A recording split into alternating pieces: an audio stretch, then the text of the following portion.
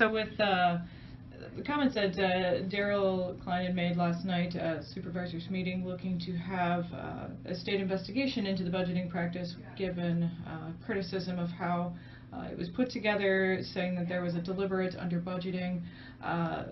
If you have any comments as to whether such an investigation is needed, and what you think the outcome would be. Yeah, I don't think there's a need for a state investigation to determine what we all already know. We all already know that our budget practice in Dubuque County for years has been to look at departmentally how much it costs per department to do the self-funding portion of the insurance. For fiscal year 16, they decided to do the county average across the board. That brought the budget at Sunnycrest down significantly.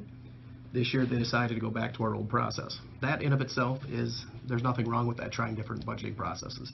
The problem then is on the back end when they say that there's now a $1.4 million shortfall and trying to make it this huge issue. That's an artificial crisis in my book, because our actual costs never changed, just where the budgeting came from is where the change occurred. So, I think Supervisor Klein is really, going on a tangent here from the video that I saw.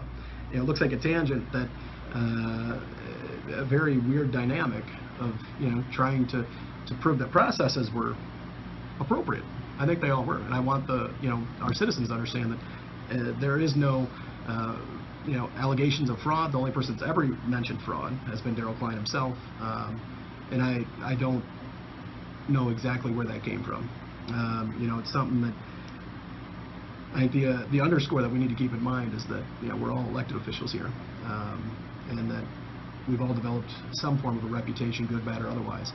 And with Supervisor Klein, there's plenty of folks that have come to the realization that he is somebody that you can't talk to, and that if you provide any constructive criticism, it's going to anger him, and he's going to go off on a tangent. I think this is a prime example where I question what he's doing, and what does he do? He asked me to resign. Well, the bottom line is I'm not going anywhere. I intend to be here for a while.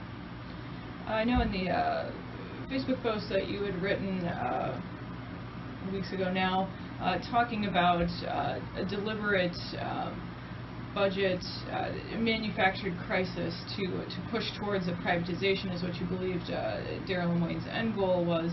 I guess I wanted to just ask the difference between fraud and then trying to deliberately under budget to reach a goal. I guess where the difference in terminology comes there. Again, I've never used the word fraud in talking about this process. I have said that it is an artificial crisis, and that's because the budgeting lines, they changed the budget process for 1 year. When they go back to the way that it's always been done, and the budget numbers now increased pretty in line with where they've always have been, that's an artificial crisis to me, that they're then talking about the shortfall and where did it come from.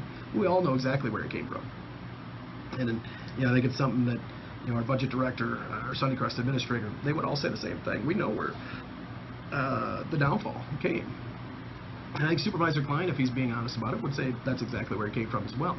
So we all know why it's there. There's no, it's not that Sunnycrest budget is increasing. It's where it's always been. It's just it's a political game that they created by changing the budgeting process. And if Daryl Klein's going to say anything else, then he's coming up with his own artificial alternative facts.